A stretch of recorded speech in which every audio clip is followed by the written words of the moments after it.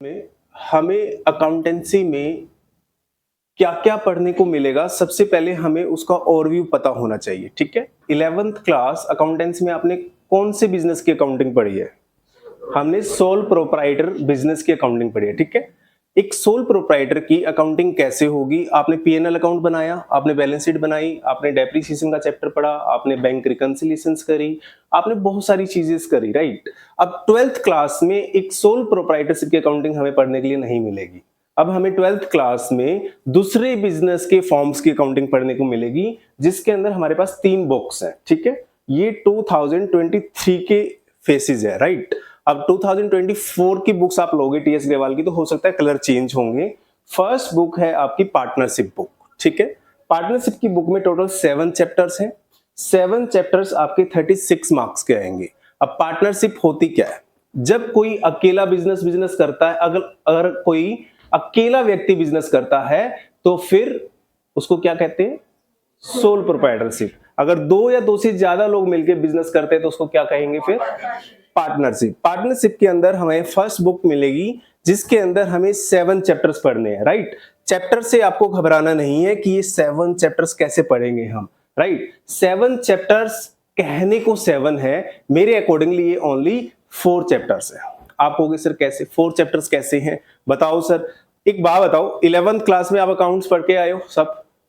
एक चैप्टर था financial statements का, जिसके अंदर 2 चैप्टर्स होते थे, विदाउट एडजस्टमेंट्स और विदाउट एडजस्टमेंट में क्या बनाना होता था? Trading PNL balance sheet. With adjustment में क्या बनाना होता था? Trading PNL. अगर आपने विदाउट एडजस्टमेंट में ट्रेडिंग पीएनएल बैलेंस शीट बनाना सीख लिया, तो बताओ विद एडजस्टमेंट में आपको आसानी हो सकती है, नहीं हो सकती है?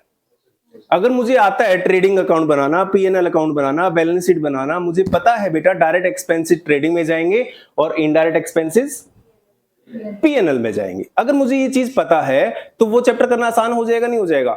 इसी प्रकार इसके अंदर 3 चैप्टर ऐसे हैं जो एक चैप्टर पे डिपेंड करते हैं। अगर एक चैप्टर हमने अच्छे से समझ लिया, तो आने वाले 2 चैप्टर अपने आप हो जाते हैं, हमें कुछ भी करने की जरूरत नहीं है। तो कहने का मतलब 3 चैप्टर्स का मतलब क्या हुआ? एक चैप्टर। और एक चैप्टर, इनफैक्ट 2 चैप्टर ऐसे हैं, बिल्कुल छोटे छोटे चैप्टर्स हैं, उसमें कोई ज्यादा हमें एफर्ट्स करने की जरूरत नहीं है। तो कहने को इसमें 4 चैप्टर्स हैं, बट चैप्टर वाइज इसमें टोटल कितने हैं? 7। पहले 6 होते थे। अब टीएस ग्रेवाल ने क्या किया? एक टॉपिक के लिए अलग चैप्टर बना दिया। अब टॉपिक के लिए अलग चैप्टर बनाओगे तो ऐसे तो पता नहीं कितने चैप्टर बना लो, उससे फर्क नहीं पड़ता। कहने को वो 4 चैप्टर्स ही हैं, बट बुक में चैप्टर कितने मिलेंगे हमें? 7 चैप्टर्स कितने मार्क्स मिलेंगे हमें? 36 मार्क्स। सेकेंड बुक हमें बेटा मिलेगी कंपनीज की। अब हमें पार्टनरशिप की अकाउंटिंग आ गई, तो हमें कंपनीज की अकाउंटिंग भी आनी चाहिए, राइट। अगर किसी कंपनी की काउंटिंग करनी है, तो हमें सेकंड बुक में सिखाया जाएगा, और मात्र कितने चैप्टर हैं उसमें? 2। पूरी बुक में ओनली 2 चैप्टर्स हैं, लेकिन 2 में से जो पहला चैप्टर है वो सारे चैप्टरों पे भारी चैप्टर है। अब आप कहोगे सर वो चैप्टर ऐसा क्या है कि सारी बुक में सारे चैप्टरों के ऊपर भारी पड़ता है वो चैप्टर? उसमें ऐसा क्या है? उसके अंदर ओनली जर्नल एंट्रीज है, ओनली जर्नल एंट्रीज। अब जर्नल एंट्रीज तो हमें आती है, राइट। जर्नल एंट्रीज में तो हम माहिर हैं, हमने सीख के आए 11th क्लास में। बेटा इसके अंदर जर्नल एंट्री भी कितनी है? ओनली 11।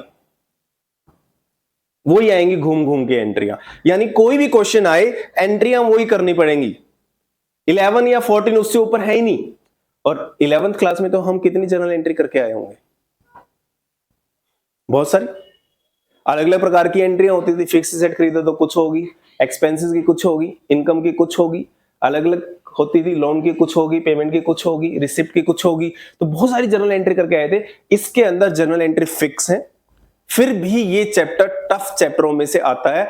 जो बच्चे इसको कॉन्सेप्ट के साथ नहीं पढ़ते, इस चैप्टर में उन बच्चों को प्रॉब्लम आती है, और जबकि एंट्रियां बिल्कुल सेम है। अब कुछ बच्चे कहेंगे सर अगर ओनली 11 या 14 एंट्रीज हैं, तो हम रट्टा लगा सकते हैं।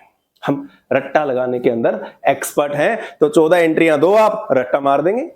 बताओ कौन सा क्वेश्चन देना, आप तो कह रहे हो वही आनी है एंट्रियां, तो वही लिख देंगे। नहीं, ऐसा नहीं है। जर्नल एंट्री में डेबिट और क्रेडिट तो वही रहेंगे, बट अमाउंट क्या होगा, दैट इज इंपॉर्टेंट। ठीक है, तो उसके अंदर आपको कॉन्सेप्ट क्लियर होना चाहिए। और इस चैप्टर को अगर हम कॉन्सेप्ट के साथ करें ना, तो मैं कहूंगा जितने भी तुमने चैप्टर पढ़े हैं ना 11th क्लास में, जो इजी चैप्टर तुम्हें लगा उसके बराबर है ये, ठीक है। और अगर जिसने कॉन्सेप्ट नहीं पढ़ा, तो तूने पूरी लाइफ में जितने सब्जेक्ट पढ़े हैं, जो टॉपिक आपको टफ से टफ लगा उससे भी टफ है। तो डिपेंड्स हमारे ऊपर है कि हम इसका रट्टा मारने जाएंगे या हम इस टॉपिक को समझ के करेंगे। समझ के करेंगे तो कुछ भी नहीं है, कुछ भी नहीं है, नथिंग। तो सेकंड बुक में हमें कितने चैप्टर मिलेंगे? 2। और कितने मार्क्स मिलेंगे? 24, ठीक है। अब आप कहोगे सर यहां 7 ओनली 36, यहां ओनली 2 24 मार्क्स, यानी पर चैप्टर 12 नंबर, यहां पे पर चैप्टर कितने मिल रहे हैं हमें? Approximate 5 number. तो वहां करने का फायदा है, यहां करने का फायदा नहीं है। हमें हर बुक और हर चैप्टर एक एक नंबर के लिए करना है और उसके लिए लड़ना है, ठीक है। क्योंकि हमारा कहीं मकसद है ही नहीं कि हमें 24 लेने हैं या 36 लेने हैं। हमें कितने चाहिए? 80 नहीं, 100। हमें 100 चाहिए। 20 हमारे स्कूल वाले देंगे और 80 हमारी मेहनत हमें देगी, एफर्ट्स हमें देंगे। इनफैक्ट वो 20 भी हमारे एफर्ट से ही आएंगे, क्योंकि हमें ही अपना प्रोजेक्ट जमा कराना पड़ेगा और हमें ही अपना वायवा देना पड़ेगा, और जैसा जाएगा वैसे नंबर आएंगे। तो हमें 20 और 80 दोनों चाहिए। तो पहली बुक हमें कितने नंबर दे रही है? दूसरी बुक कितने दे रही है? कितने हो गए? 60 हो गए। अब थर्ड बुक है 20 मार्क्स की, जो एनालिसिस की बुक है। यानी तुमने पीएनएल अकाउंट बना लिया, तुमने बैलेंस शीट बना ली। एक एक्सपेंस है employ benefit expenses. Last year तुम्हारा एक्सपेंस था बेटा 30 लाख, इस साल बढ़ के हो गया 50 लाख। क्यों? अगर आप लोग एक अकाउंटेंट बनोगे, यानी ओनली पीएनएल अकाउंट बनाओगे किसी कंपनी का, तो आप एक अकाउंटेंट की सैलरी लोगे 10, 12, 20 हजार रुपए। अगर एक चार्टर्ड अकाउंटेंट बनोगे आप, किसी कंपनी के फाइनेंशियल एडवाइजर बनोगे आप, तो आप रुपीज इन करोड़ लोगे। अब व्हाट इज द डिफरेंस? एक बच्चे ने ट्रेडिंग बना दिया, पीएनएल बना दिया और कंपनी को बता दिया सर आपका प्रॉफिट इतना है, आपकी बैलेंस शीट की एसेट इतनी है, लायबिलिटी इतनी है। और आप लोग क्या करते हो? आप लोग कहते हो कंपनी को सर ये प्रॉफिट आपका इतना क्यों आया? लास्ट ईयर तो ज्यादा था, इस बार कम क्यों आया? वो कहेगा सर हमें क्या पता। अब बिजनेसमैन को थोड़ी पता होता है सारी चीजें, तो आपको क्या पता? मैं बताता हूं आपको। आप उसको कंपेयर करके बताओगे कि सर लास्ट ईयर आपने ना इंप्लॉइज के ऊपर इतना खर्चा कर दिया था, इस बार इंप्लॉइज के ऊपर इतना खर्चा हो गया। रीजन पता है क्या है? रीजन ये है सर कि आपने अपने अकाउंट्स डिपार्टमेंट में पहले 5 लोग रखे थे और आपके अकाउंट्स के हेड ने इस बार उन लोगों की क्वांटिटी 8 कर दी। क्यों? क्या जरूरत है? 5 लोग अकाउंट्स का काम संभाल सकते हैं, 8 क्यों कर लिए? उसने अपने कंफर्ट के लिए कर दिया। सर 3 लोगों को हटा दो, अगली साल आपका खर्चा क्या हो जाएगा? कम हो जाएगा। सर ट्रेडिंग अकाउंट में डायरेक्ट खर्चे आते हैं, डायरेक्ट खर्चों को कम नहीं कर सकते। डायरेक्ट खर्चे कम करेंगे तो प्रोडक्शन कम हो जाएगी। वर्कर्स को हटाओगे तो माल कौन बनाएगा? फैक्ट्री का रेंट तो देना पड़ेगा ना। लेकिन सर इनडायरेक्ट खर्चों को कम किया जा सकता है। इनडायरेक्ट खर्चों में सर जो आपने इलेक्ट्रिसिटी के ऊपर खर्चा किया है ना, वो मुझे पता है क्यों आया है। कह रहे सर क्यों आया है? सर इसलिए आया है क्योंकि आप इलेक्ट्रिसिटी बाय करते हो बाहर से। आजकल जमाना है सोलर पैनल का, आप लगाओ ना सर, अपनी छत खाली है, सोलर पैनल लगवा लो, आपकी इलेक्ट्रिसिटी का बिल 90% तक कम हो जाएगा। अगली साल अगर इलेक्ट्रिसिटी का बिल कम हो गया तो हमारा प्रॉफिट क्या हो जाएगा? बढ़ जाएगा। तो ऐसी ऐसी बातें मैं उसको बता रहा हूं और अल्टीमेटली उसको 1 करोड़ रुपए 2 करोड़ रुपए का प्रॉफिट करके दे रहा हूं। तो बताओ पेमेंट मुझे ज्यादा करेगा या उस अकाउंटेंट को ज्यादा करेगा? वो बिजनेसमैन मेरे को ज्यादा करेगा ना। तो इट मीन्स हमें क्या बनना है? फाइनेंशियल एडवाइजर या अकाउंटेंट? हमें फाइनेंशियल एडवाइजर बनना है कंपनीज का, हमें अकाउंटेंट नहीं बनना। अब अकाउंटेंट तो बन गए हम, अकाउंटिंग तो सीख ली, 11th में बहुत मजदूरी करी है, बड़े बड़े अकाउंट्स बनाए हैं, पीएनएल बनाया है, बैलेंस शीट बनाई है, मैच नहीं हुई तो दोबारा फिर बनाई है। तो जब तक अकाउंटेंट नहीं बनेंगे, जब तक फाइनेंशियल एडवाइजर भी नहीं बन सकते। तो ये तीसरी बुक हमें सिखा रही है बेटा किसी भी बिजनेस की फाइनेंशियल इंफॉर्मेशन को कैसे एनालाइज किया जाए। क्लियर? तो वहां पे हमारा दिमाग लगेगा, बट इजी है, बहुत इजी है। कितने चैप्टर मिलेंगे सीखने को? 5। नंबर कितने मिलेंगे? 20। तो तीनों बुक्स में टोटल चैप्टर कितने हो गए? 14। और बुक्स कितनी है? अब बुक्स वाइज देखा जाए तो 12th में 3 गुना बुक्स हो गई, 11th में 1 बुक थी और 12th में कितनी बुक्स आ गई? और चैप्टर वाइज देखा जाए तो 11th में चैप्टर ज्यादा थे या 12th में चैप्टर ज्यादा है? 11th में चैप्टर ज्यादा थे। इट मींस 12th का सिलेबस कम है। अब बात आती है कि 12th का सिलेबस क्या टफ है 11th से? ज्यादातर बच्चे आपको कहेंगे नहीं यार 12th बहुत टफ है, समझ ही नहीं आती। 12th टफ नहीं है बेटा, 12th को हम लोग टफ बना देते हैं, हमारे ऊपर डिपेंड करता है। मैंने जैसे आपको फर्स्ट बुक बताया बेटा, 4 चैप्टर्स तो आपस में इतने कनेक्टेड है, एक चैप्टर समझ लो सारे चैप्टर अपने आप समझ में आ गए। तो क्यों ना हम उस चैप्टर पे अपनी जान लगा दें। अगर मुझे पता है एक चैप्टर समझने से अगले 4 चैप्टर अपने आप क्लियर होने वाले हैं, तो उस चैप्टर के ऊपर हमें जान लगानी चाहिए नहीं लगानी चाहिए? लगानी चाहिए ना। और मैं कहता हूं बेटा वो एक चैप्टर मतलब पूरी बुक आती है 36 के 36 नंबर आपके आएंगे, 1 नंबर कोई नहीं काट सकता। बट इतना फेथ तो कर सकते हो कि हम उस चैप्टर को बहुत अच्छे से पढ़ लें, जान लगा दें उसके ऊपर, ताकि इस बुक के अंदर हमें कोई प्रॉब्लम ना आए। सेकंड बुक में एक चैप्टर है बेटा इश्यू ऑफ शेयर कैपिटल, यानी कोई कंपनी अगर अपनी ओनरशिप को सेल करना चाहती है यानी शेयर्स इश्यू करना चाहती है, तो उन शेयर्स को इश्यू करने की जर्नल एंट्रीज क्या होंगी वो फिक्स है, बट कॉन्सेप्ट के साथ है। उसका कॉन्सेप्ट हम करेंगे तो डेफिनेटली वो चैप्टर भी हमारे लिए कुछ भी नहीं है। और तीसरी बुक बेटा 5 चैप्टर्स है, उसमें से 2 चैप्टर सबसे ज्यादा इंपॉर्टेंट जो आपके वाइवा में भी आएंगे, प्रोजेक्ट में भी आएंगे, ratio and CFS, cash flow statement. एक कंपनी अपने बिजनेस में कितना कैश इनफ्लो हमारे पास आया, कितना कैश आउटफ्लो गया, उसका हिसाब किताब रखती है। कैश बुक पढ़ी थी आप लोगों ने? कैश बुक में क्या था? कैश का ही था, कैश कितना आया और कितना, इसमें भी वही है कितना आया कितना गया, बट इसका थोड़ा सा तरीका अलग है। इसमें कैटेगरी वाइज देखा जाता है कि बिजनेस की वजह से कितना आया गया, इन्वेस्टमेंट की वजह से कितना आया गया, फाइनेंस की वजह से कितना आया गया। मेरे पास इस बार 1 करोड़ रुपए आया, तो बताओ मैंने बिजनेस अच्छा किया या बुरा किया? Yes yes yes. नहीं, डिपेंड्स ऑन एक्सपेंस नहीं sir, what is the source, what is the source, कहां से आया, किस चीज का आया। अगर आपने बच्चों को पढ़ा के फीस ली है, इट मींस बहुत अच्छा काम किया होगा। अगर आपने बैंक से लोन लिया है तो फिर क्या किया? फिर इस इनफ्लो की कोई वैल्यू नहीं है, ये इनकम थोड़ी है, ये तो हमारे बिजनेस के लिए क्या है, लायबिलिटी है। तो डिपेंड करता है कि ये आपकी फाइनेंस एक्टिविटी है, फाइनेंस मतलब बेटा लायबिलिटी से ही है, या फिर आपकी ऑपरेटिंग एक्टिविटी है, बिजनेस की एक्टिविटी है, डिपेंड तो करता है। अब इस चीज के ऊपर आपको दिमाग चलाना पड़ेगा, ठीक है। थोड़ा सा आपको अपना सोचने का तरीका चेंज करना पड़ेगा। अब हमें अकाउंटेंट से ऊपर आना पड़ेगा, ठीक है। और वो अगर आप कोशिश करोगे तो आ जाओगे, नहीं कोशिश करोगे तो 12th हो जाएगी कोई बात नहीं, और कोशिश करोगे तो फाइनेंस एडवाइजर बन जाओगे, और एक अच्छे लेवल पे आपका राइट जो भी लेवल होगा बहुत अच्छे लेवल पे होगा। There are 3 books, total 14 chapters और मार्क्स 80 का ही पेपर होगा और हमें 80 चाहिए। 20 स्कूल वाली मैडम के हाथ में है, तो कृपया करके उनके साथ लड़ाई झगड़े ना हो 12th क्लास में।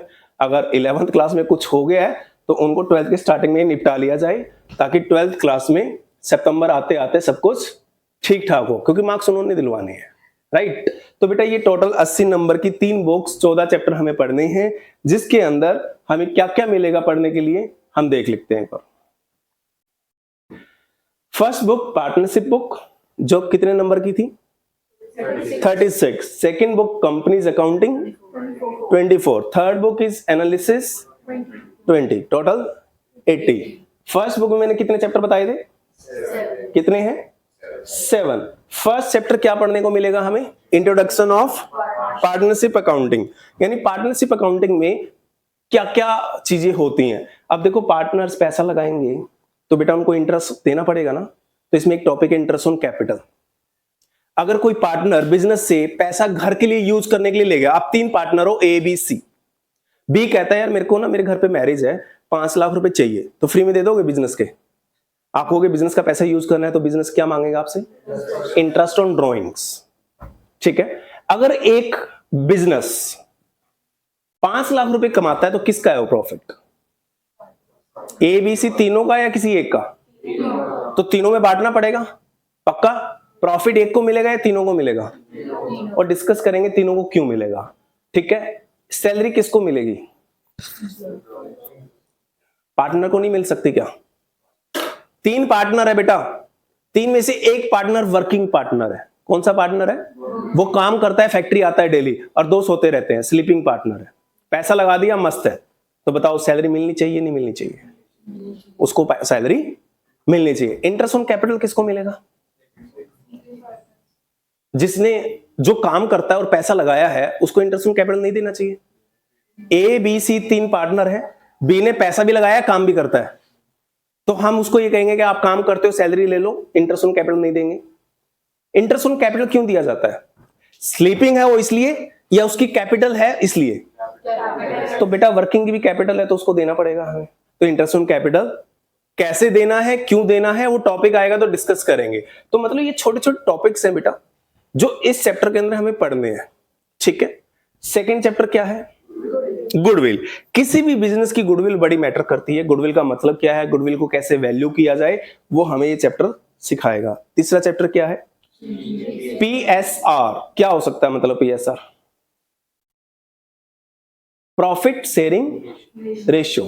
ए बी सी 3 पार्टनर हैं, तीनों आपस में किस रेशियो में प्रॉफिट बांटेंगे? इक्वल, या एक को ज्यादा मिलेगा और दूसरे को कम मिलेगा? क्या होगा? डिपेंड्स किसके ऊपर करता है? पार्टनर्स के ऊपर। तुम्हारा एग्रीमेंट कैसा है वो तुम्हें बताएगा, तो इस चैप्टर में सीखने को मिलेगा बेटा।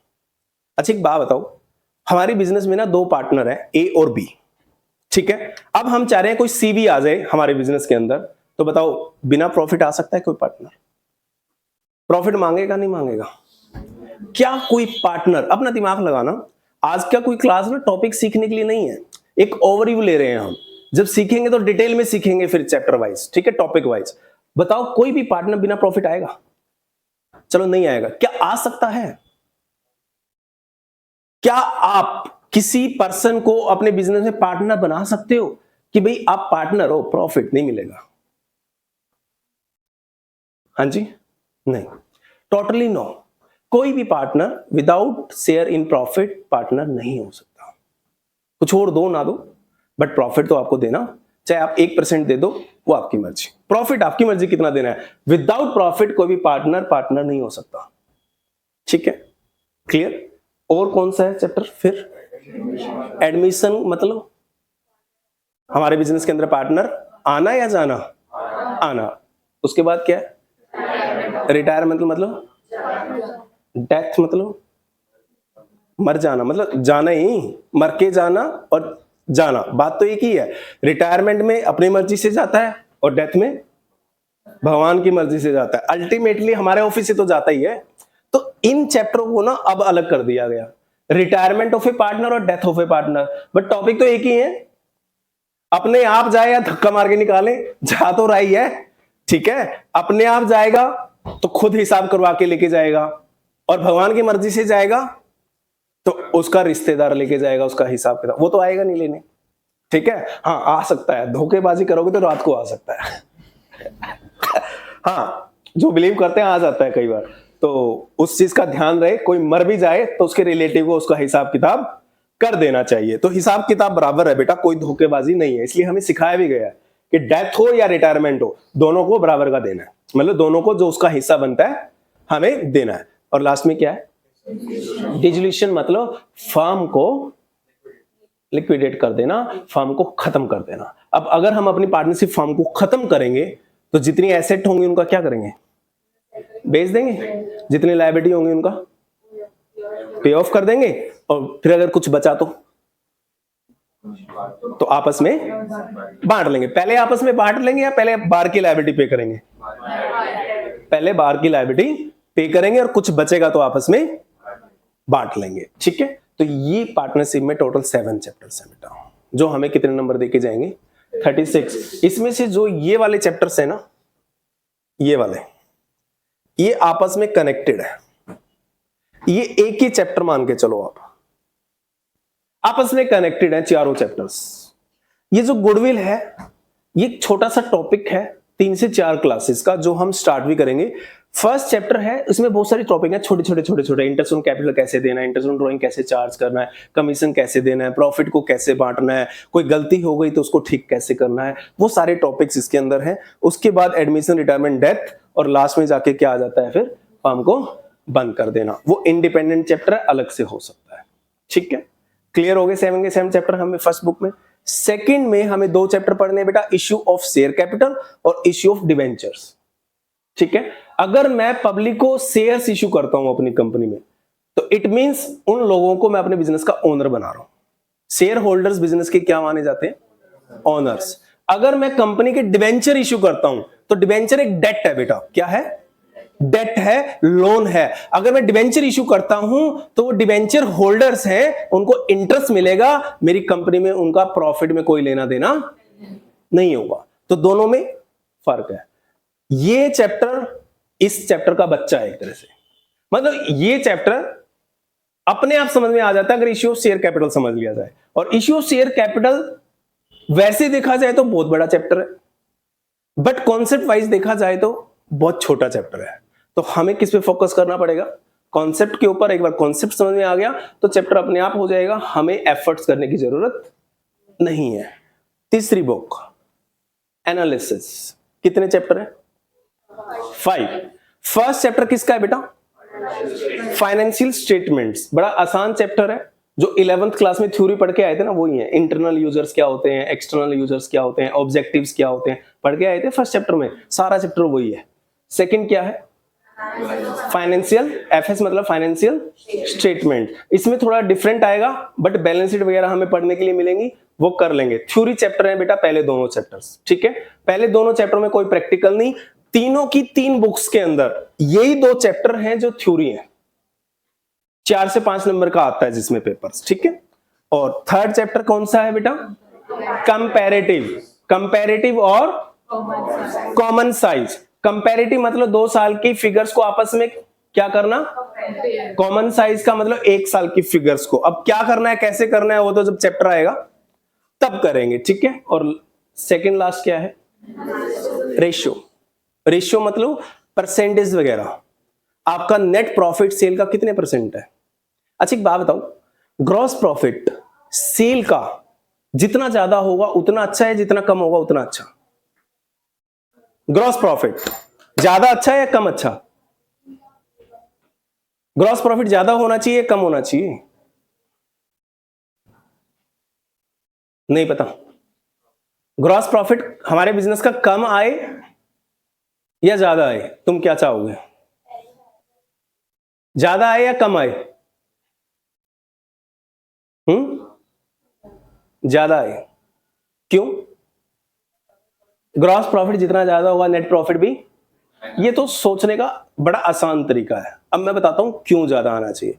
ग्रॉस प्रॉफिट जितना ज्यादा होगा ना बेटा, इनडायरेक्ट एक्सपेंसेस को कवर करने के लिए हमें मार्जिन उतना ही ज्यादा मिलेगा, क्योंकि सारे के सारे बिजनेस के इनडायरेक्ट एक्सपेंसेस किससे निकलते हैं, मतलब किसके ऊपर डिपेंड करते हैं कि हो पाएंगे नहीं हो पाएंगे, निकल पाएंगे नहीं निकल पाएंगे, ग्रॉस प्रॉफिट से तो निकलते हैं। ग्रॉस प्रॉफिट जितना ज्यादा होगा नेट प्रॉफिट आने के चांसेस उतने ही ज्यादा अच्छे, और इनडायरेक्ट खर्चों को कवर करने का हमारे पास मार्जिन भी उतना ही ज्यादा है। तो ग्रॉस प्रॉफिट रेशियो मैं आपसे पूछना चाहता हूं, ज्यादा अच्छी या कम अच्छी, नेट प्रॉफिट रेशियो ज्यादा अच्छी या कम अच्छी, प्रॉफिट तो ज्यादा हो वही अच्छा ना।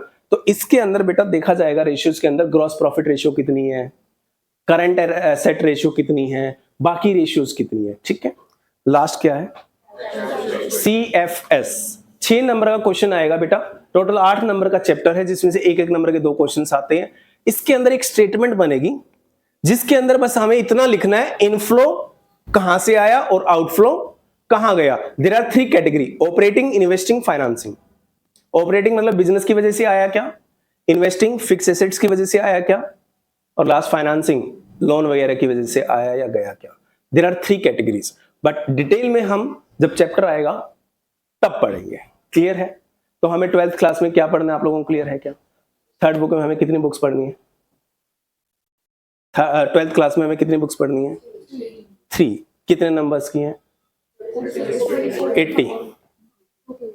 80 मार्क्स की है तीनों बुक्स, और कितने चैप्टर्स हैं, 14। अब होता क्या है आप लोगों को बता दूं, रेमल स्कूल का तो मुझे पता है, कुछ स्कूल वाले ना इस बुक को स्टार्ट करा देते हैं, हर कोचिंग सेंटर इस बुक से स्टार्ट करता है। अब बड़ा टफ हो जाता है कि कोचिंग सेंटर वाले फर्स्ट बुक स्टार्ट करा रखी है और स्कूल वालों ने करवा दी थर्ड। सेकंड को कोई नहीं कराता, सेकंड को बाद में छेड़ते हैं सारे। कोई स्कूल वाले फर्स्ट कराते हैं, कोई वाले सेकंड कराते हैं। 100 में से 80 स्कूल तो कराएंगे बेटा फर्स्ट बुक, और 20 स्कूल्स हैं जिनमें कौन सी बुक स्टार्ट करा दी जाती है? थर्ड। अब मान लो तुम्हारे स्कूल में बेटा थर्ड करवा दी और मैं कौन सी करवा रहा हूं? फर्स्ट। तो कंफ्यूजन होगी या नहीं होगी? 11th क्लास तक तो मजा आ रहा था। कैसे मजा आ रहा था 11th क्लास तक? क्योंकि जो स्कूल में चल रहा है वही, और इनफैक्ट जो स्कूल में चलना है वो मैं ऑलरेडी करवा चुका होता हूं। ठीक है, तो तुम्हें थोड़ी आसानी रहती है, स्कूल में एक तरह से रिविजन्स हो जाती है। अब मैं करवा रहा हूं फर्स्ट बुक, तुम्हें करवाई जा रही है थर्ड बुक, तो यूटी तो किसके ऊपर होंगे? फर्स्ट के ऊपर या थर्ड के ऊपर? थर्ड के ऊपर। अब वो पढ़ी नहीं आपने मेरे से, आपने कौन सी बुक पढ़ी है? फर्स्ट, और यूटी होने हैं थर्ड पे। तो तुम्हें ऐसा लगता है कि सर हम कहीं ना कहीं लैग कर रहे हैं 12th क्लास में, कि हमारे मार्क्स आ नहीं पा रहे जो 11th में आ पा रहे थे, अब 12th में नहीं आ पा रहे। तो इसके लिए हम क्या करेंगे? हम स्टार्ट फर्स्ट से करेंगे, क्योंकि 100 में से 80 स्कूल इसको ही कराएंगे। जिन स्कूलों में ये बुक करवाई जाएगी उसके लिए मैं एक्स्ट्रा क्लासेस कंडक्ट करूंगा, और उन बच्चों को इस बुक को डे 1 से ही मैं कवर करवाने की कोशिश करूंगा, ताकि जब स्कूल में आप पढ़ोगे तो आपको प्रॉब्लम इस बुक में भी नहीं आनी चाहिए। इससे फायदा उन बच्चों को बस ये हो जाएगा कि उनका जल्दी सिलेबस हो जाएगा। फर्स्ट बुक भी कर रहे हैं, थर्ड भी कर रहे हैं, दोनों कर रहे हैं, लेकिन फर्स्ट को नहीं छोड़ना बेटा, फर्स्ट बुक को बिल्कुल नहीं छोड़ना। आपको कभी ये सोचना ही नहीं है कि मेरे स्कूल में ना थर्ड बुक करवाई जा रही है, थर्ड बुक मैं तुम्हारे साथ हूं, मैं तुम्हें करवाऊंगा अलग से एक्स्ट्रा टाइम देके।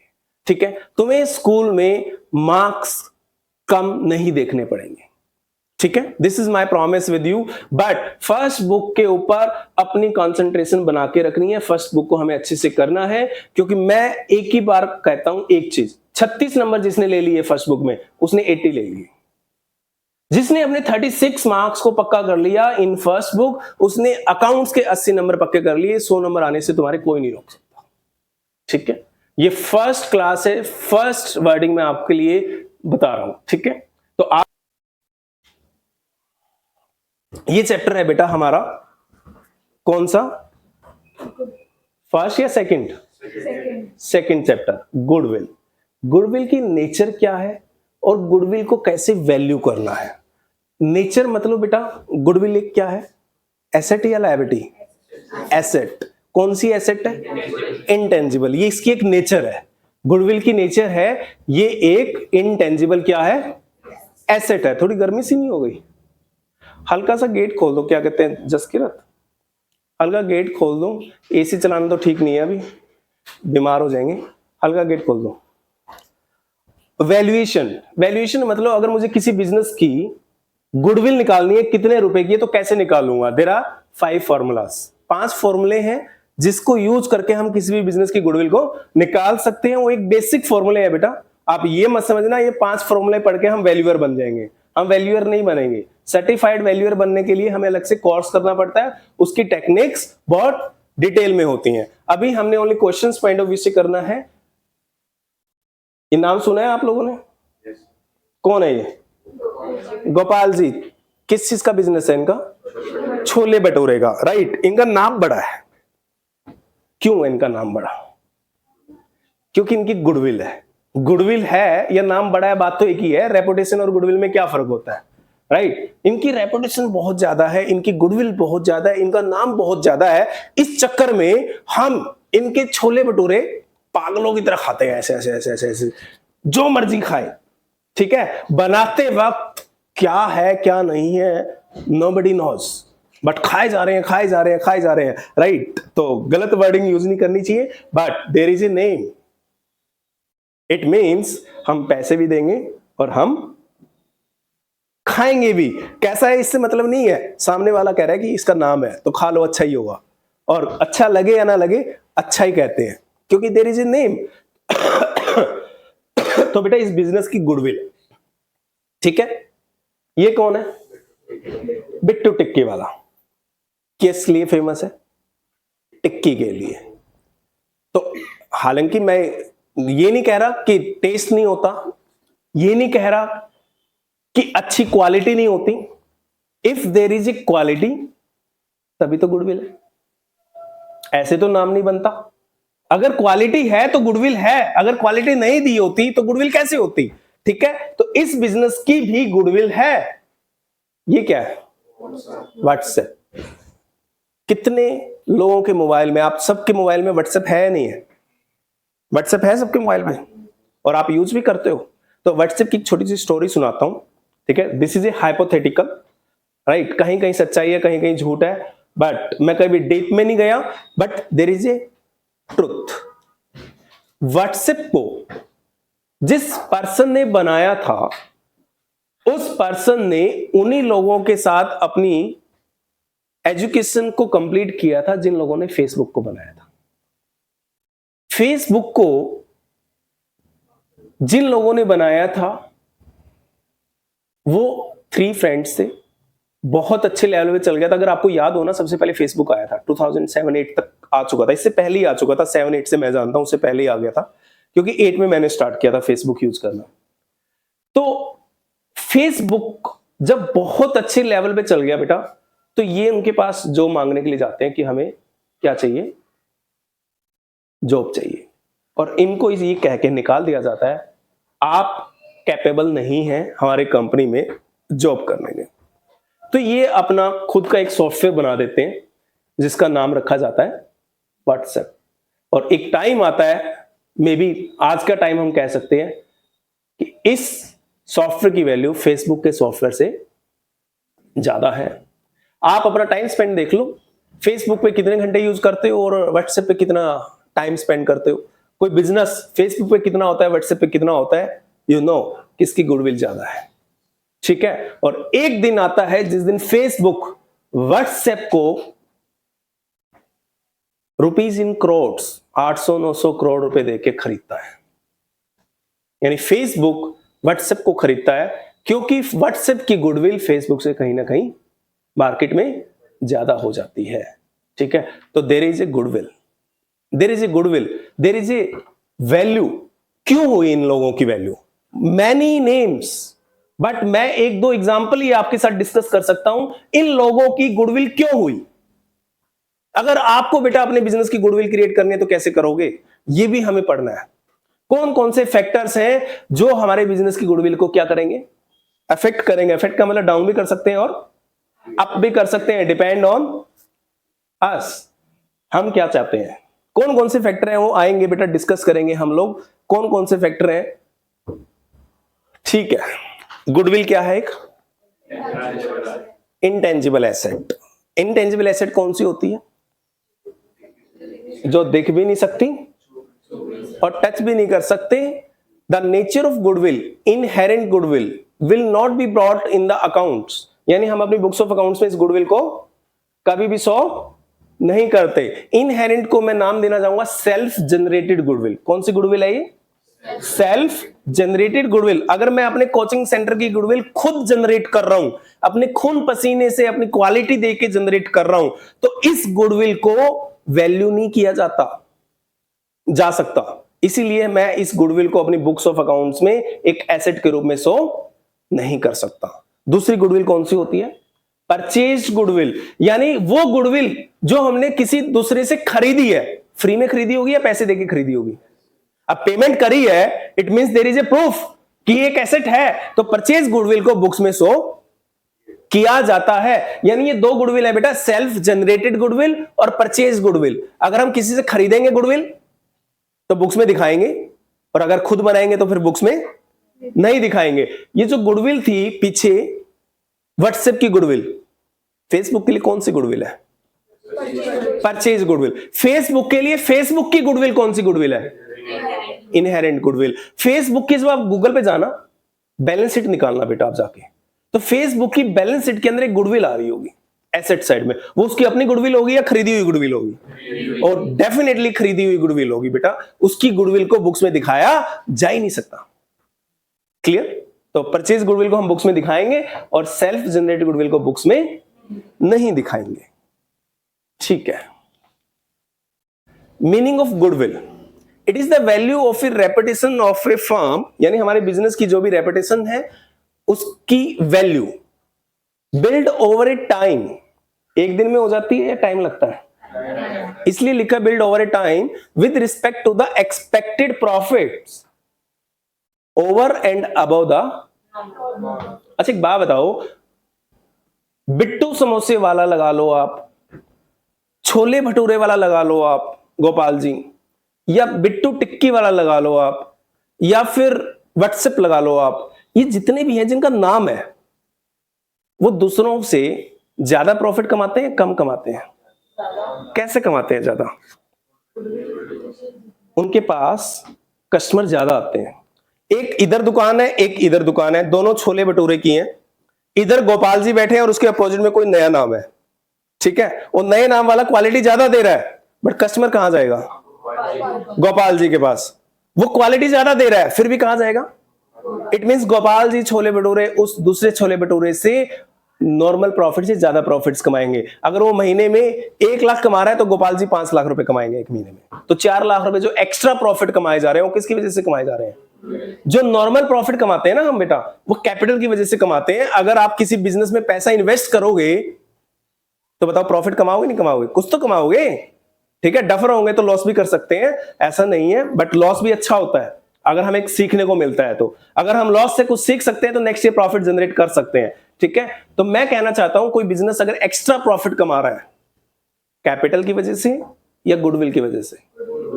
अगर कोई बिजनेस नॉर्मल प्रॉफिट कमा रहा है कैपिटल की वजह से या गुडविल की वजह से? नॉर्मल हर कोई कमाएगा जितना पैसा लगाएगा, बट एक्स्ट्रा ऑर्डिनरी अबव या ओवर द नॉर्मल कौन कमाएगा? ओवर द नॉर्मल, जिसकी बिजनेस की जितनी ज्यादा होगी उतने ज्यादा प्रॉफिट कमाएगा वो, ठीक है। Factors affecting the value of goodwill, यानी कौन सी ऐसी चीजें हैं कि हमारे बिजनेस की गुडविल को क्या करेंगे वो लोग? अफेक्ट कर सकते हैं, ठीक है ना। कौन सा है फैक्टर? पहला एफिशिएंसी, एफिशिएंसी ऑफ मैनेजमेंट। बेटा एफिशिएंसी का मतलब क्या होता है? पढ़ के आए होगे आप 11th क्लास के बिजनेस स्टडी में, पढ़ा था?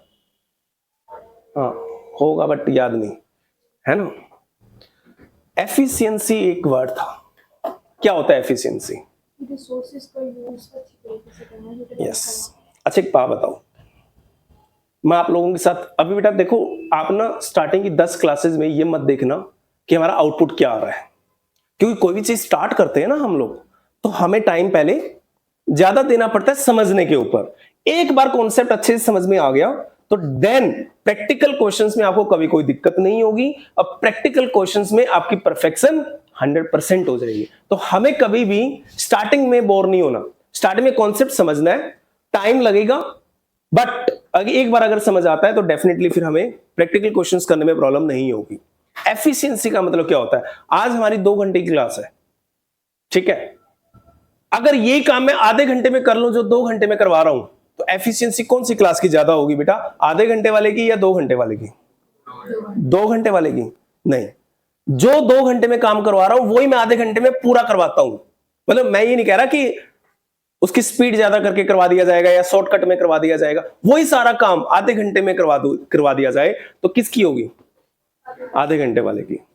एक स्टाफ है, सुबह 9 बजे आता है, इवनिंग में 7 बजे तक काम करता है, ठीक है, कुछ नहीं करता, बैठा रहता है, व्हाट्सएप चलाता रहता है, फेसबुक चलाता रहता है, यार दोस्तों से बात करता रहता है, चैट करता रहता है। एक स्टाफ है जो ओनली 2 आवर्स के लिए आता है, बट वो 2 आवर्स वाला स्टाफ 10 घंटे वाले स्टाफ से अगर ज्यादा काम कर दे तो आपकी कंपनी के लिए कौन सा स्टाफ अच्छा है? Optimum of resources. Man power भी आपका क्या है? रिसोर्स है। Optimum use of resources. अगर मैं अपनी कंपनी में अपने रिसोर्सेज को मैक्सिमम यूटिलाइजेशन के लिए ले आऊं तो डेफिनेटली मेरी कॉस्ट भी बचेगी और मेरी कंपनी की क्या होगी? वैल्यू भी क्रिएट होगी। अगर मेरी कंपनी में efficiency refer to the optimum use of resources, resources बेटा कुछ भी हो सकते हैं, मैन पावर भी हमारे लिए क्या है? एक रिसोर्स है। Time management, by managing your time well you can get jobs done as quickly as possible, यानी आप अपने काम को बहुत जल्द कर सकते हो। तुम्हारे लिए बता रहा हूं, तुमने सोचा आज ना हम इस चैप्टर को रिवाइज करेंगे, संडे आज इस चैप्टर पे टाइम लगाएंगे इवनिंग में और रिवाइज करेंगे। तुमने प्लान कुछ किया ही नहीं, 6 बज गए, यार 6 बजे हैं कोई नहीं 7 बजे कर लेंगे, अभी 1 घंटा चलते हैं। 7 बज गए, 7 ही बजे हैं कोई नहीं 8 बजे करते हैं, ये काम कर लेते हैं। 8 बज गए, 8 बजे सोचते यार ये सीरियल आ गया अब तो 8 से 9 का, तो 9 के बाद कर लेंगे। कौन सा 9 बजे सो रहे हैं?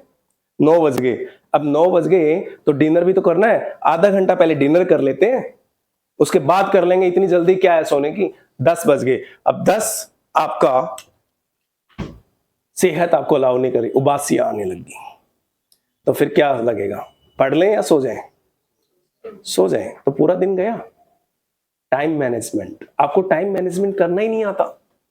अगर आपको टाइम मैनेजमेंट करना आता बेटा, आप उस चैप्टर को कंप्लीट कर लेते और सो भी जाते, खाना भी खा लेते, सीरियल भी देख लेते, सारे काम कर लेते। बट आपने मैनेजमेंट की नहीं, सीख ली बस 11th क्लास में, बिजनेस स्टडी पढ़ रहे हैं, बट मैनेजमेंट नहीं कर पा रहे हैं। तो बेटा एफिशिएंसी मतलब कम टाइम में ज्यादा आउटपुट निकाल लेना। आउटपुट निकालने से मतलब है, अच्छा आउटपुट निकालने से मतलब है, टाइम पास करने से मतलब नहीं है। ठीक है। एफिशिएंट मैनेजमेंट, मैनेजमेंट कौन होती है? किसी भी कंपनी की मैनेजमेंट कौन होती है? जो उस बिजनेस को क्या करती है? मैनेज करती है। यानी बिजनेस के सारे मैनेजर्स, चाहे वो बेटा लो लेवल के हैं, चाहे मिडिल लेवल पे हैं, चाहे अपर लेवल पे हैं, सारे managers, top level, middle level, low level, वो किसका पार्ट होते हैं? मैनेजमेंट का पार्ट होते हैं। तो हमारी मैनेजमेंट एफिशिएंट होनी चाहिए या नहीं होनी चाहिए? होनी चाहिए ना। एफिशिएंट मैनेजमेंट का मतलब क्या है? If the management is experienced, capable, competent, the firm will earn higher profit as compare to other profits. अगर हमारी मैनेजमेंट अच्छी है तो डेफिनेटली हम अच्छे प्रॉफिट कमाएंगे। ठीक है, ये एक फैक्टर है बेटा। दूसरा, ये किसकी शॉप आ गई? बीकानेर की। आपने इसकी लोकेशन देखी है कभी बीकानेर की? बीकानेर और शॉप्स एक ही जगह या अलग अलग लोकेशंस पे होंगी? अगर रोहिणी में है तो पीतमपुरा में होगी क्या? पीतमपुरा में है, अशोक विहार में होगी क्या? हर एरिया में है या एक ही एरिया में है? हर एरिया में है। आप ना एक बार चेक करना, जितनी भी बीकानेर शॉप्स हैं, ये ऐसी लोकेशन सिलेक्ट करती हैं जो ना ऐसे शेप में हो, दो टू साइडेड, और मेन रोड पे या मॉल्स में, या मॉल्स में या मेन रोड पे टू साइडेड। ऐसा क्यों सिलेक्ट करते हैं? लोगों को जहां पे कस्टमर ज्यादा आएगा, बताओ प्रॉफिट अपने आप बढ़ेंगे नहीं बढ़ेंगे? बढ़ेंगे। जंगलों में लेके बैठ गए तो आपके पास कस्टमर आना चाहता है बट आ नहीं पा रहा क्योंकि कन्विंस नहीं है, क्योंकि जाने का कोई अच्छा रास्ता नहीं है, तो बताओ आएंगे? नहीं आएंगे ना। एक और लोकेशन दिखा रहा हूं आपको, हल्दीराम।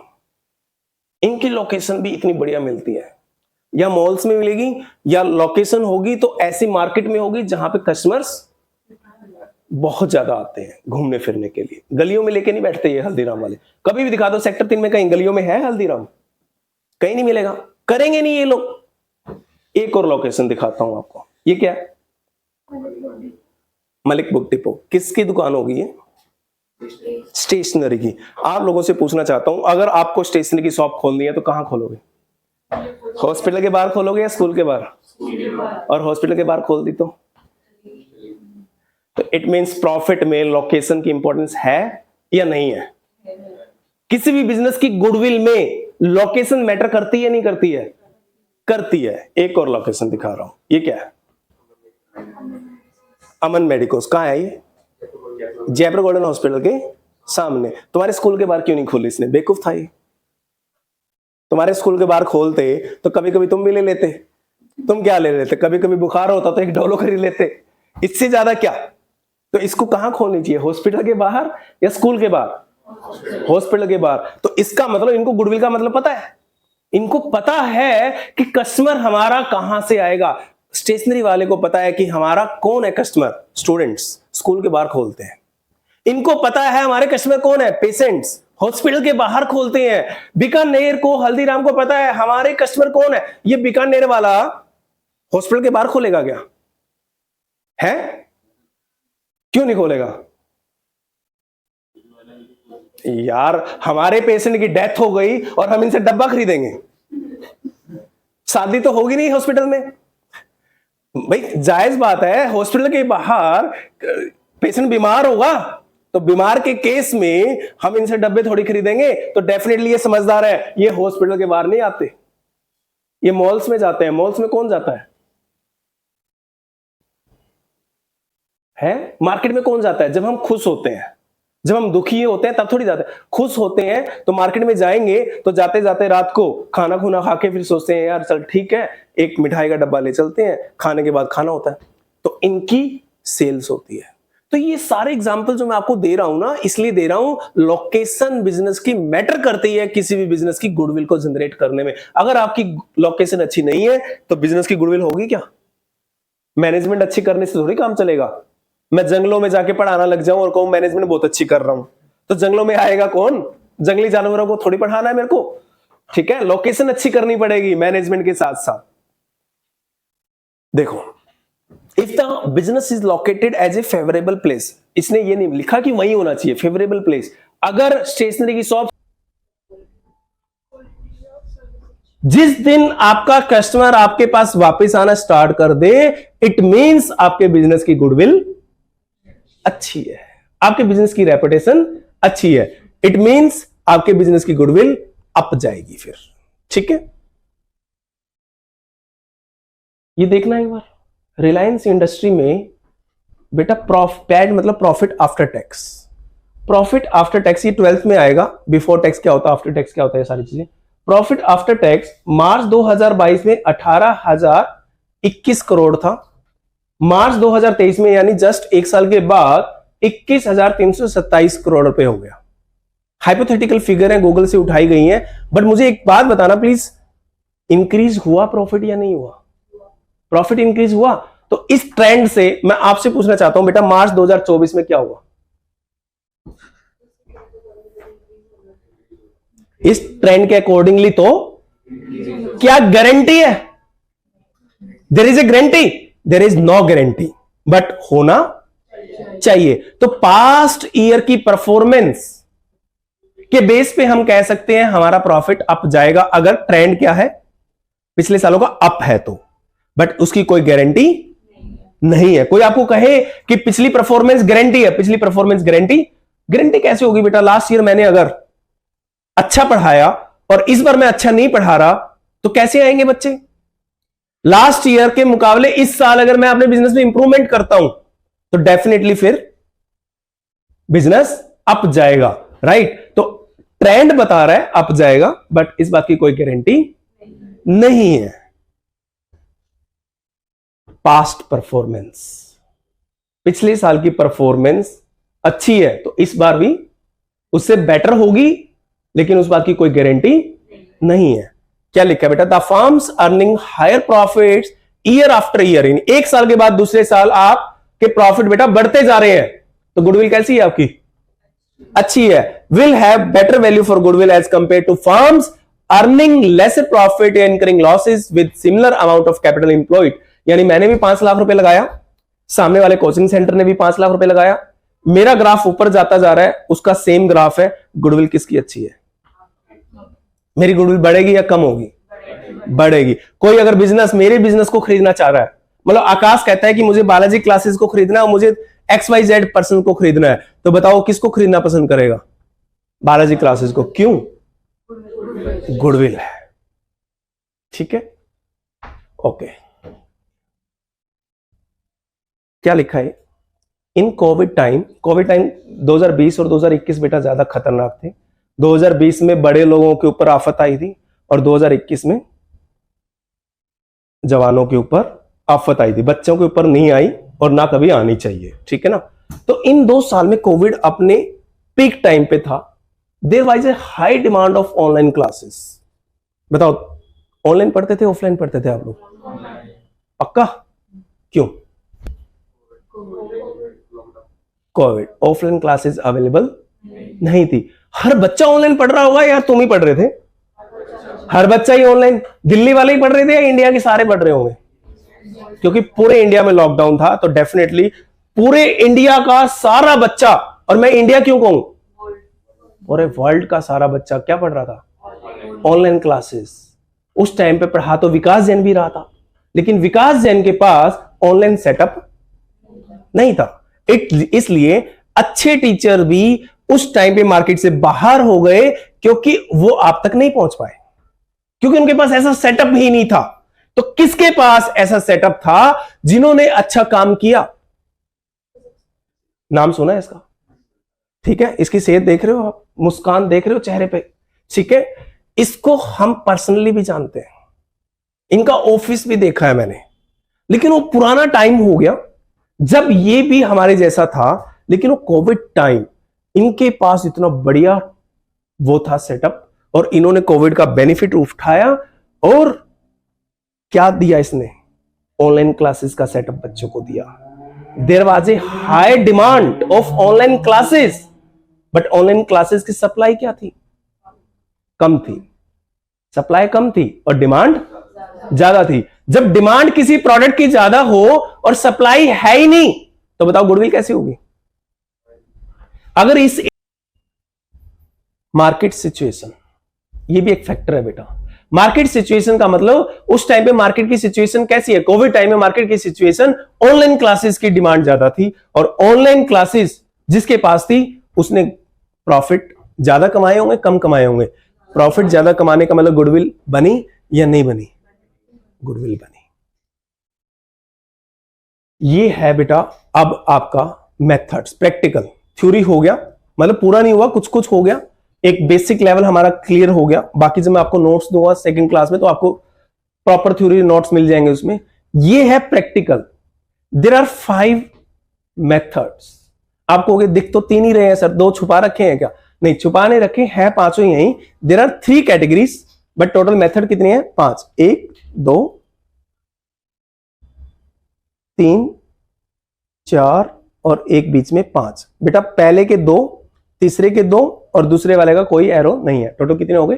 5। पहला कौन सा है?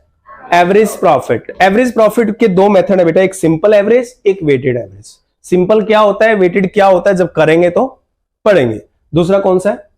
Super profit. सुपर मतलब बेटा एक्स्ट्रा प्रॉफिट्स। किसके होंगे सुपर प्रॉफिट्स? जिसकी डेफिनेटली गुडविल अच्छी है, उसके सुपर प्रॉफिट्स होंगे। और तीसरा कौन सा है?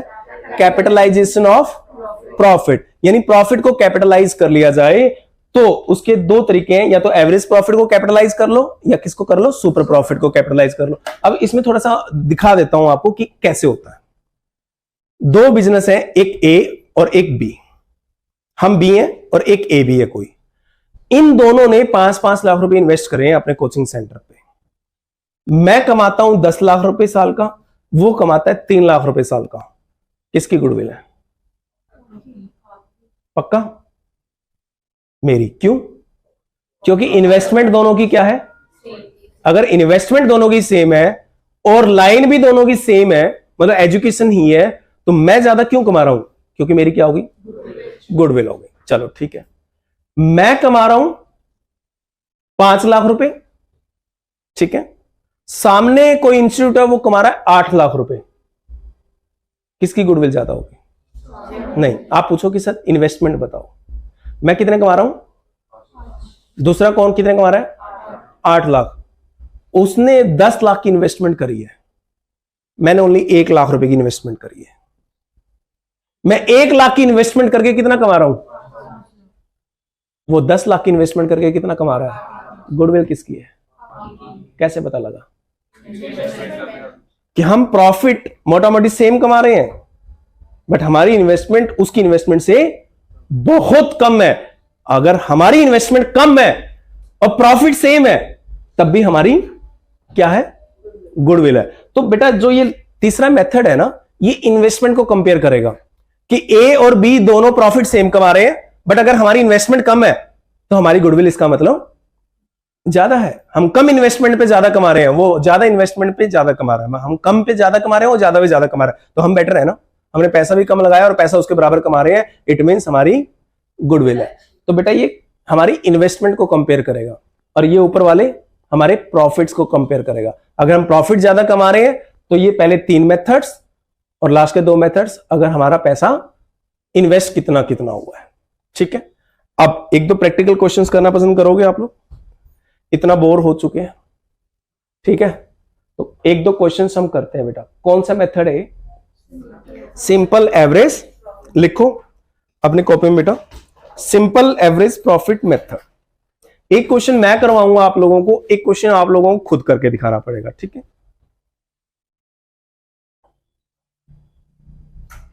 सिंपल एवरेज प्रॉफिट मेथड क्या है बेटा इसका simple average profit method? Under this method normal profits of the business for the specified number of years, specified number of years, यानी क्वेश्चन हमें बताएगा कि कितने साल के प्रॉफिट्स हैं।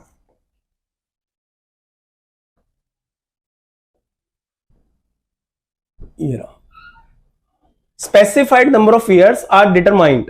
Normal profits are totaled and average is determined. बेटा 3 साल के प्रॉफिट मैं आपको बताऊं, अगर मैंने पहले साल में 3 साल के प्रॉफिट को क्या कर दिया आपने, टोटल कर दिया और 3 से क्या कर दिया, तो एवरेज निकल सकता है ना बेटा। अगर आपने एक साल में 10 टेस्ट दिए तो 10 टेस्टों के मार्क्स जोड़ दो और 10 से डिवाइड कर दो, क्या निकल जाएगा, एवरेज। तो हमें एवरेज देखना है या हमें इस साल को देखना है? आकाश इंस्टीट्यूट को मेरा बिजनेस खरीदना है सपोज करो, वो कहता है बायोलॉजी क्लासेस को खरीद लो, कॉमर्स में स्कोप बहुत ज्यादा है, तो वो मेरे पिछले साल के प्रॉफिट को ही देखेगा या वो कहेगा सर पिछले 3 साल के प्रॉफिट को एवरेज मानूंगा? 3 साल के प्रॉफिट को क्या मानेगा, वो एवरेज मानेगा बेटा, वो उसके लिए अच्छा रहेगा।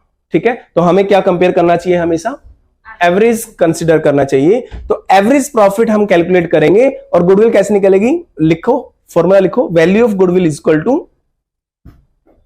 Value of goodwill is equal to, मुझे किसी बिजनेस की गुडविल निकालनी है तो उसका फॉर्मूला बड़ा सिंपल है बेटा, average normal profits into number of years purchase. इन दोनों का मतलब अभी करते हैं,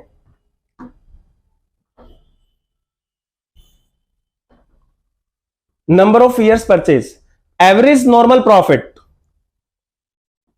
एवरेज नॉर्मल प्रॉफिट मतलब 3 साल के प्रॉफिट अगर क्वेश्चन ने दिए हैं तो बेटा तीनों साल के प्रॉफिट को जोड़ो और 3 से डिवाइड कर दो, तो क्या आ जाएगा, एवरेज।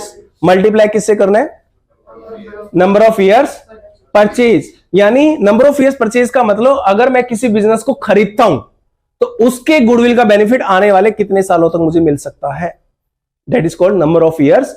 कितने सालों के लिए मैंने एक तरह से खरीदा है। ठीक है, तो क्या लिखा है, नीचे लिखा भी है, number of years purchase means the number of years for which the firm is likely to earn similar profit after change in ownership. यानी ओनरशिप मतलब उसका बिजनेस मेरा हो जाएगा और मैं उसका कितने सालों तक बेनिफिट उठाऊंगा, that is called number of years purchase. मैंने लिखा है it will be mentioned in question, यानी तुम्हें सोचने की जरूरत नहीं है, number of years purchase question आपको देगा। और क्वेश्चन कैसे देगा, 3 टाइम्स, 2 टाइम्स, 4 टाइम्स। 3 टाइम्स मतलब 3 साल तक बेनिफिट लोगे, 2 टाइम्स मतलब 2 साल तक बेनिफिट दोगे, तो 3 टाइम्स है तो मल्टीप्लाई कितने से करोगे, 4 टाइम्स तो मल्टीप्लाई कितने से करोगे, 4 से। क्लियर हुआ। और 3 साल के प्रॉफिट देंगे तो कैसे निकालेंगे, तीनों को प्लस करके 3 से डिवाइड। 4 साल के प्रॉफिट होंगे तो किससे निकालेंगे, ऐसे निकालेंगे, 4 साल के प्रॉफिट को प्लस और 5 साल के प्रॉफिट देगा तो कैसे निकालेंगे। अच्छा एक बात बताओ, 5 साल के प्रॉफिट दे रहा है बट 5 में से ना 1 साल में लॉस है,